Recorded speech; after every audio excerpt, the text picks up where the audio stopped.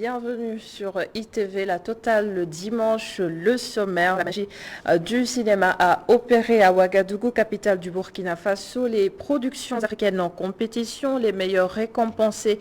Le Sénégal était l'invité d'honneur de cette 27e édition du FESPACO avec au moins 3 prix remportés. Ce sera justement notre sujet dans Confraternellement. Il sera question d'évaluer et d'analyser les perspectives du cinéma sénégalais. Notre série sur les régions du Sénégal se poursuit dans Coin Éco sous les projecteurs ce soir. Louga, si riche en potentialité mais si pauvre sur le plan économique. Malgré son fort taux d'immigration et ses ressources naturelles locales, la région a encore du chemin à faire et nous en parlerons avec un économiste, Dr Faloudien. Du stylisme dans Bouillon Culture, les chemises Patéo ne sont plus à présenter dans le continent africain. Patéo Ouedraogo habille les chefs d'État, des icônes de la mode et cela fait maintenant 50 ans. Son histoire vous sera racontée dans quelques instants par Boubacar Dien. Bienvenue à tous.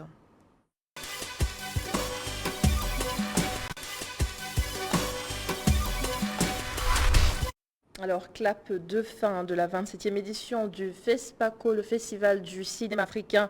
Les productions sénégalaises se sont largement distinguées cette année encore. Le producteur, acteur et cinéaste sénégalais Moussa Touré évalue justement le cinéma du Sénégal partagé entre nos réalités, nos besoins et la nécessité de s'ouvrir au reste du monde. Abdourahmani. De Ouagadougou, le producteur, acteur et réalisateur sénégalais exprime sa satisfaction de la participation du pays invité d'honneur au FESPACO. Plusieurs prix glanés, entre autres les œuvres de Mamadou Dia, Molikan et Aïssa Maïga, respectivement prix spécial UMOA de court-métrage, prix spécial UMOA de long-métrage et prix spécial UMOA de documentaire. Moussa Touré décortique les récompenses. Ça c'est magnifique, tu vois. On l'avait fait une année où on avait gagné tous les prix, c'est-à-dire c'était en 2012 avec Alain Gomis et moi, je pense qu'avec une autre Sénégalaise qui avait fait un court-métrage. Et puis on revient à ça, ça veut dire que c'est comme si on se calque, mais c'est pas se calquer tout simplement, mais je pense qu'on a de bons produits, c'est ce qui amène. Et surtout, les prix de l'humour représentent quand même, c'est l'Africa, c'est l'Union. Ça veut dire beaucoup de choses, ces prix-là. Moi je pense que ils sont plus puissants même que les Yenenga. Parce que c'est un regard qu'on porte sur le cinéma en Afrique. Et nul ne saurait parler de cinéma en Afrique sans citer son nom. Ousmane Sembène, un des piliers du FESPACO ou encore Mahaba Johnson Traoré, entre autres. Une génération qui a contribué au respect du cinéma sénégalais, le 7e art local qui ne doit pas se limiter aux séries télévisées pour espérer faire du Sénégal un hub du cinéma. Parce que nous avons un cinéma quand même qui n'est pas... Il lui manque beaucoup de choses, parce qu'on ne peut pas parler de cinéma sans ne pas parler de voir les films. Je pense qu'avant d'exporter, il faut les voir, parce que vous savez, nos peuples ne voient pas nos films. Je pense que c'est le moment de faire des salles de cinéma, mais pas copier des salles de cinéma comme on le fait partout. Il faut que le président décrète que dans chaque mairie, dans chaque commune, qui est une salle 4 murs. Et ça, là, avant d'exporter, il faut importer. Nos films, on les voit ailleurs, on va le voir à Ouagadougou, là. Et puis après, c'est fini, terminé. C'est quoi ce cinéma? S'interroge le réalisateur de TGV qui a remporté le prix du public à la 9e édition du Festival international du film africain. Certes encourageant que l'État participe au développement du cinéma sénégalais avec le Fonds de promotion de l'industrie cinématographique et audiovisuelle FOPICA, Moussa Touré estime qu'il doit tout autant avoir un regard critique sur ces entreprises audiovisuelles étrangères qui produisent notamment des séries sénégalaises.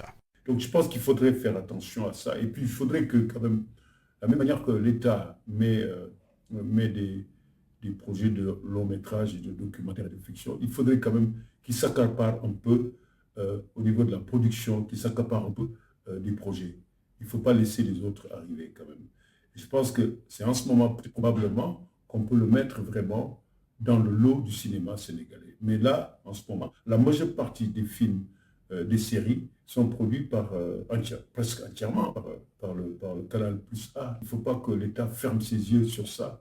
Son représentant n'a par contre rien pu faire lorsque le très convoité prix de l'étalon d'or du Yenenga a été remis à la femme du fossoyeur de la Somalie.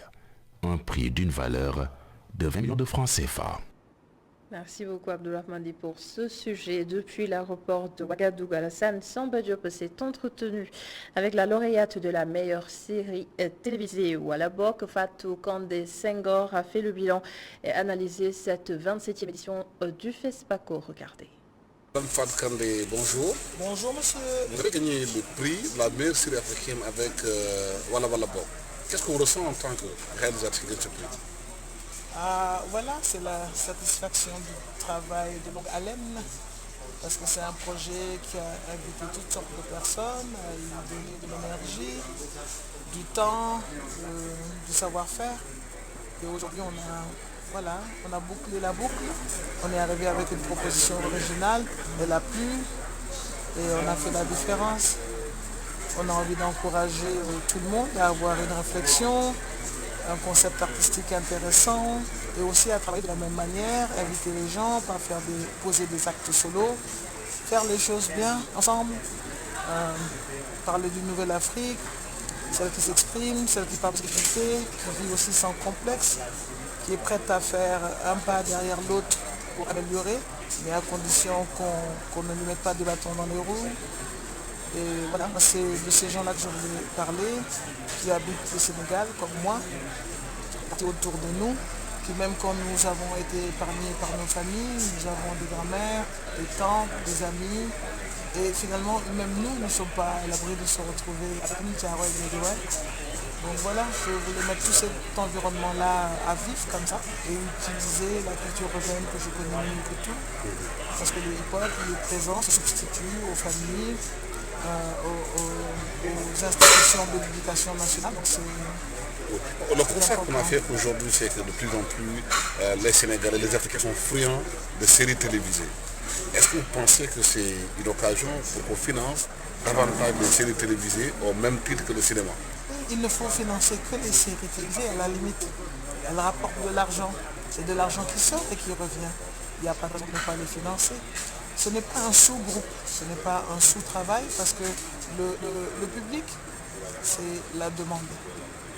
Et l'offre, elle fonctionne avec la demande. Dans tout, même dans la qualité du grain de riz, ça marche comme ça. Il faut financer les séries télé.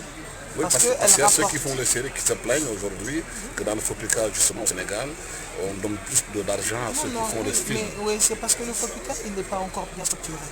Il faut qu'on retourne à la table de négociation, que l'on parle de la transparence, que l'on parle de la méthodologie, que l'on parle des comités, etc. Qu'on éloigne un peu aussi la politique. Il faut un comité. On ne va pas faire un bilan sur ce Ouaga là, parce que celui-là c'est celui de forceps. Nous on est juste ravis d'avoir été là. On est en confinement depuis 2 ans. On a eu un très très bon moment de se retrouver, de se rencontrer, d'être ensemble. Et voilà, on avait envie de revoir les autres cinéastes. On est finalement une grande famille, de voir ce qu'ils ont produit tout ce temps-là. Et c'est une opportunité sur laquelle on ne pouvait pas passer.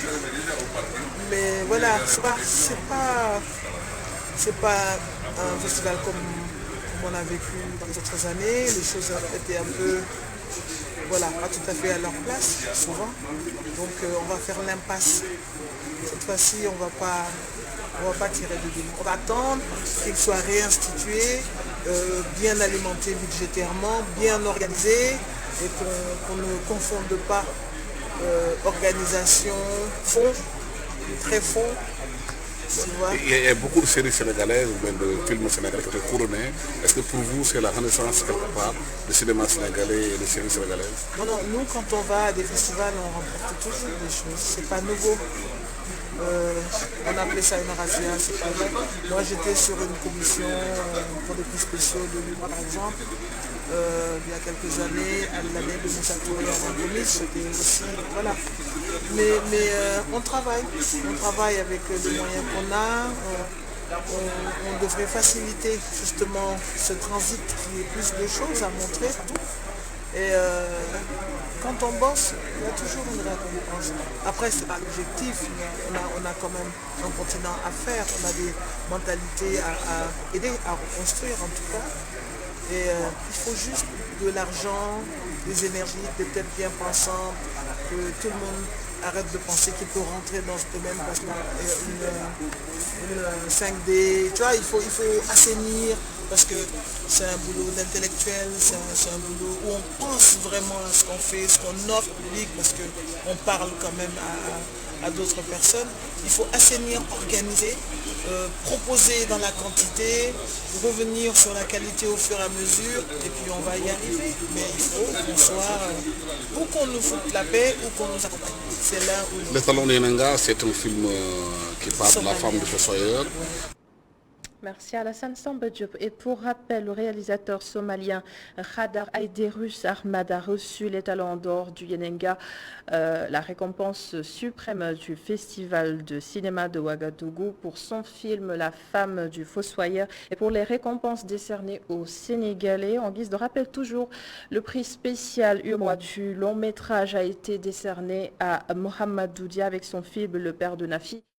Avec son film Les Tissus Blancs remporte le prix de la même institution pour le court-métrage. Le prix du meilleur documentaire a été remporté par Aïssatou Maïga avec le film Marche sur l'eau. On enchaîne tout de suite avec Coin Éco.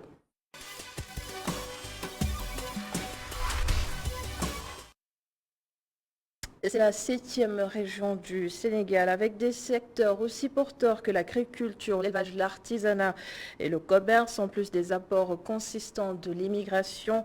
Malgré ses nombreuses potentialités, la région de Louga tarde à décoller sur le plan économique. Son tissu industriel est peu développé, les investissements assez faibles quand même. Louga cherche toujours les voies de son développement. Le récit d'Omar Khan. Avec ses 976 885 habitants, la région de Louga, qui occupe 12% du territoire national, offre un réel potentiel économique. Une économie qui repose essentiellement sur les secteurs productifs, notamment à travers la pratique agropastorale. En effet, l'élevage forme avec l'agriculture les deux activités maîtresses qui occupent 80% de la population régionale. D'abord l'agriculture, malgré la dégradation constante des sols, elle détermine la vie économique des populations avec plus de 298 000 hectares de terres cultivées chaque année. La production avoisine rien que pour les cultures principales comme le mil, l'arachide et le niébé, plus de 100 000 tonnes par an, soit plus de 20 milliards de francs CFA. Cela compte non tenu de la production maraîchère et des autres spéculations qui pourraient avoisiner le tiers. Les caractéristiques pédoclimatiques limitent considérablement les possibilités, même si, par ailleurs, le complexe hydrographique que constitue le lac de Guerre et la vallée du Ferlo offre un potentiel énorme et ouvre des perspectives intéressantes s'il y a une maîtrise de l'eau. Quant à l'élevage, seconde activité pratiquée dans la zone sylvopastorale, elle laisse augurer un impact certain sur l'économie régionale. Du point de vue de l'importance du cheptel, Louga est la 4e région après Tambacounda, Kolda et Saint-Louis avec 21 000 km² de pâturage et plus de 2 millions de têtes de bétail. Le potentiel laitier du cheptel régional est estimé à 5 350 000 litres par an, à côté d'une production importante de viande non valorisée. La dégradation des ressources fourragères, l'insuffisance des points d'eau et le faible appui conseil malgré les efforts consentis ça et là par l'État et les partenaires au développement constituent les principales contraintes à surmonter. À côté de ces deux secteurs, l'artisanat se porte mieux. Les acteurs au nombre de 3000 affiliés à la Chambre des métiers de Louga se distinguent dans plusieurs domaines dont la menuiserie, la tapisserie, la confection de chaussures et des objets d'art qui rapportent des centaines de millions de francs CFA par an. Le commerce, qui occupe actuellement la 2e place dans la hiérarchie des secteurs pourvoyeurs d'emploi, connaît un essor certain, notamment au niveau de la vente des matériaux de construction, des denrées de première nécessité, sans compter les activités de services nées des nouvelles technologies. Là où la région de Louga traîne beaucoup sur le plan économique, c'est bien dans le secteur industriel. La région considérée comme l'un des plus grands foyers d'émigration dans le pays, 3,73% de la population ne bénéficie pas pour autant des retombées. Les émigrés n'investissent presque pas dans les secteurs porteurs. Ils sont beaucoup plus orientés dans le secteur du bâtiment et le social à travers l'envoi de sommes d'argent à leurs parents ou les actions de portée humanitaire. Les investissements sont jugés jusqu'ici très faibles et les initiatives peu développées pour une région qui est loin d'être une zone minière. Louga cherche toujours les voies de son développement. Et c'était le récit d'Omar Kane sur la région de Louga, notre invité ce soir dans Coin Éco, Dr Faloudien, économiste. Bonsoir et bienvenue. Bonsoir Anushka. Et pour commencer, quels sont les véritables atouts de la région de Louga? Anushka, avant d'en venir aux véritables atouts de la région de Louga, permettez-moi d'abord de saluer les téléspectateurs de la télé ITV, en particulier ceux de la région de Louga et de Géoul, ma commune. Donc une merveilleuse région. Quand on parle des atouts et des potentialités à Louga, nous avons beaucoup d'atouts au niveau de la région de Louga. D'abord, les atouts peuvent être situés au niveau de l'agriculture et au niveau de l'élevage. Pourquoi au niveau de l'agriculture et de l'élevage? Parce que vous pouvez voir qu'avec au niveau de la région de Louga, nous avons une zone agro-silvopastorale qui s'étend sur 21 000 km², donc ce qui est un atout. En plus de cela aussi, nous avons dans cette zone ce qu'on appelle le ranch de Doli, qui est donc un véritable atout pour la région. Maintenant, au-delà de l'agriculture et de l'élevage, nous avons aussi la pêche. Parce qu'au niveau de la région, nous bénéficions d'une façade maritime de 50 km et aussi du lac de Guerre, donc ce qui permet aux populations de pratiquer à la fois la pêche maritime et la pêche continentale. Au-delà de l'agriculture, de l'élevage et de la pêche, même si on ne peut pas parler d'une véritable région minière, au niveau de la région de Louga, nous avons des dunes blanches au niveau du littoral, mais aussi nous avons aussi du calcaire au niveau du Ferlo. Toujours par rapport à ces atouts, au niveau de l'artisanat, nous avons un énorme potentiel au niveau de l'artisanat. Dans le commerce, aussi il y a la diaspora qui peut aussi être un atout à travers les transferts de fonds on y reviendra tout à l'heure, des migrants. Donc il y a beaucoup d'atouts au niveau de la région de Louga. Mais après, on a quelque part l'impression que toutes ces richesses, toutes ces opportunités sont sous-exploitées. Comment justement mettre en cohérence tout ça? Très bien. Maintenant, pour mettre en cohérence tous ces atouts, je pense qu'au-delà même de mettre en cohérence, il faudra aller dans le sens d'exploiter pour que ces ressources puissent servir de façon inclusive au développement de la région. D'abord, ce qu'il faudrait, il faut des investissements productifs dans ces secteurs-là. Donc, des investissements dans ces secteurs qui puissent créer des emplois. Au-delà de ça aussi, il faudra des centres de métiers dans ce secteur. Parce qu'il faudrait qu'on développe un capital humain local capable d'apporter des réponses face à ces questions. Donc je pense qu'il faudrait un capital humain capable d'exploiter ces secteurs accompagné par l'État. Ensuite, il faudra aussi, comme nous avons, je l'ai rappelé tout à l'heure, des particularités, il faut que l'État mette en place des centres d'incubation qui vont permettre à ces jeunes-là qui sont formés, après, d'être aptes. Par exemple, au niveau de Lompoul et au niveau de Porto, on peut mettre des centres d'incubation en ce qui concerne les métiers de la pêche. Quand vous prenez, par exemple, l'agriculture, au niveau de Keur Momassa, on peut mettre en place des centres d'incubation. Quand vous prenez l'élevage au niveau du département de Linguère, on met des centres d'incubation. Donc tous ces facteurs-là vont permettre de mieux exploiter et de mieux valoriser les atouts que nous avons au niveau de la région. Où se situe le blocage? Il n'y a pas tout ça. C'est vrai que les investissements, il faudra ces investissements, mais je pense que le véritable problème, c'est la formation. Les gens ne disposent pas en fait de compétences, de métiers pour pouvoir valoriser ces ressources que nous avons dans la région. Vous parliez tout à l'heure de sa vocation agricole de la région de Louga, mais ce n'est pas très évident à cause notamment des caprices de la saison des pluies notamment et des changements climatiques. Est-ce que la région de Louga peut se passer de l'agriculture à l'heure actuelle? Bon, je ne pense pas que la région puisse se passer de l'agriculture pour deux raisons. D'abord, 80% des terres sont à vocation agricole et d'élevage. Ensuite, 70% de la population vivent dans le monde rural. Oui. Ensuite, le type d'agriculture que nous avons, c'est l'agriculture familiale. Donc, ce qui veut dire que c'est l'agriculture qui va servir à la fois à l'alimentation, mais aussi à doter de revenus aux paysans. Donc, dans ces contextes-là, serait difficile de se passer de l'agriculture dans cette région. Mais est-ce que la région pourrait se reconvertir avec de nouveaux paramètres? De nouveaux paramètres, peut-être que on est en train de dire qu'il y a un déclin de l'arachide. De l'arachide, bon, mais pas, il y a un déclin, mais pas forcément, parce que quand vous regardez l'arachide continue toujours d'occuper une part importante dans l'agriculture dans cette zone. Maintenant, au-delà de l'arachide, il faudra expérimenter d'autres créneaux. Bien vrai que ces créneaux existent déjà. Il y a par exemple le niébé qu'on peut valoriser.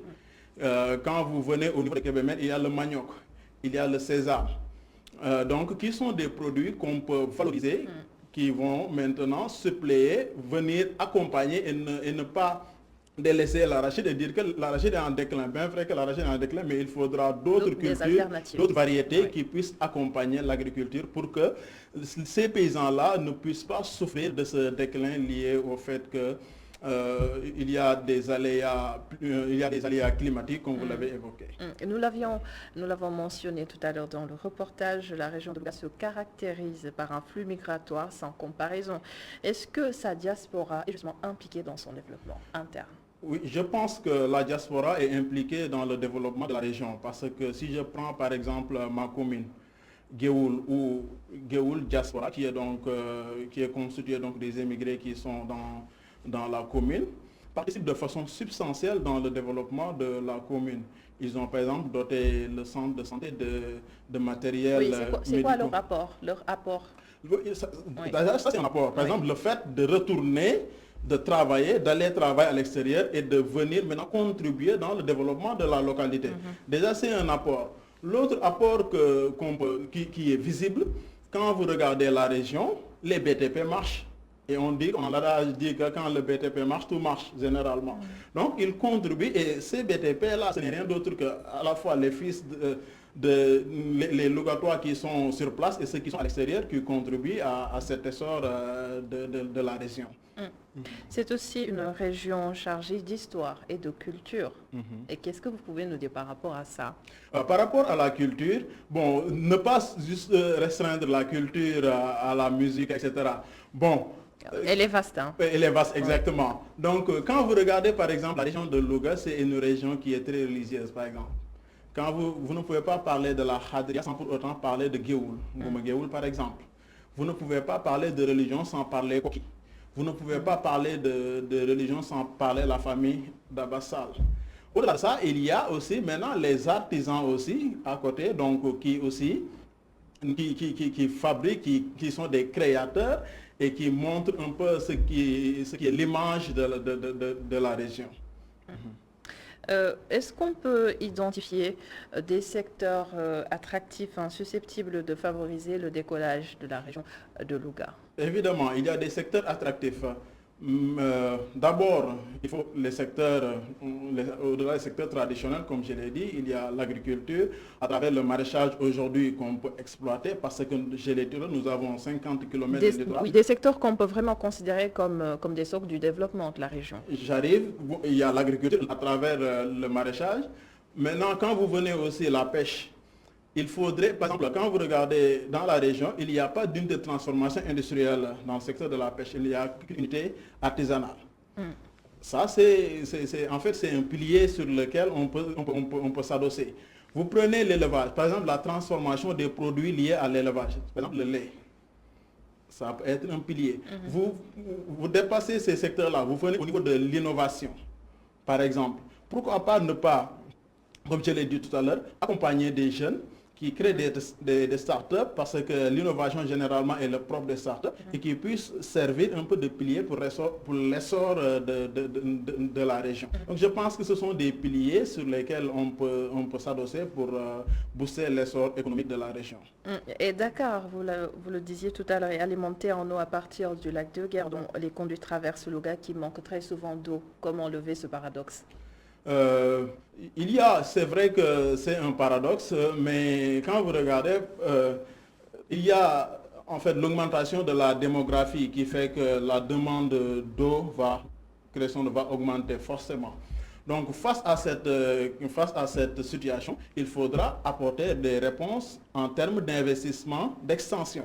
Donc je pense que la véritable solution dans ce secteur, c'est d'apporter des investissements d'expansion, surtout au niveau des villes, parce qu'on sait que l'hydraulique au niveau des zones rurales est gérée par l'OFOR. Donc au niveau peut-être des villes, là, on peut étendre les investissements parce qu'il y a de nouveaux quartiers qui vont s'ériger et ces quartiers-là ont besoin d'électricité, ont besoin d'eau, donc il faut des investissements productifs et aussi renouveler le réseau, entretenir le réseau parce que les pannes récurrentes, ça relève en fait du fait que le réseau n'est pas bien entretenu et si on parvient à entretenir le réseau, faire des investissements d'extension, ça peut soulager les populations logatoises.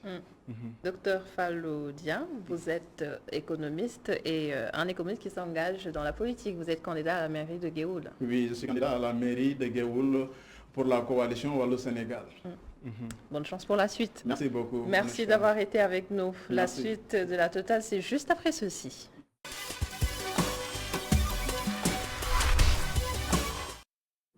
Je l'annonçais en sommaire, Patewo Traogo, de son vrai nom, n'est plus à présenter dans le milieu de la mode en Afrique et même au-delà. Les chemises Patewo ont maintenant 50 ans, un label porté par des chefs d'État, des jeunes, par toutes les couches de la société. Boubacar Dieng nous en parle dans Bouillon Culture.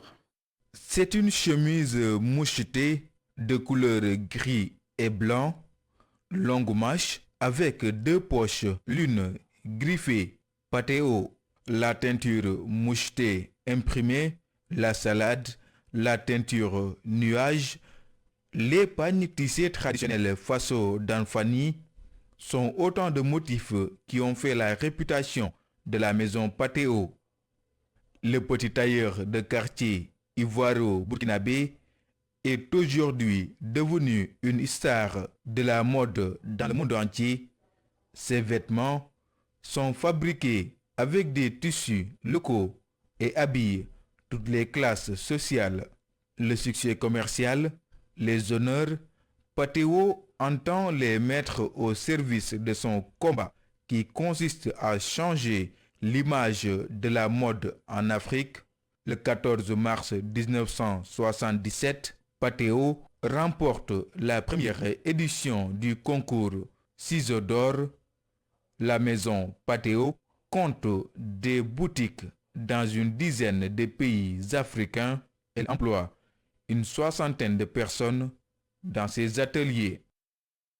Avec nous sur ce plateau, Boubacar Dieng qui a réalisé ce sujet. Bonsoir Boubacar. Bonsoir Adama. Très heureux de te retrouver. Oui, pareillement. Le chemin a été long pour Patewo Traogo avant ce succès international. Racontez-nous son histoire. Effectivement, parce que Patewo Traogo, comme vous l'avez dit, est né en 1950 dans une famille assez modeste.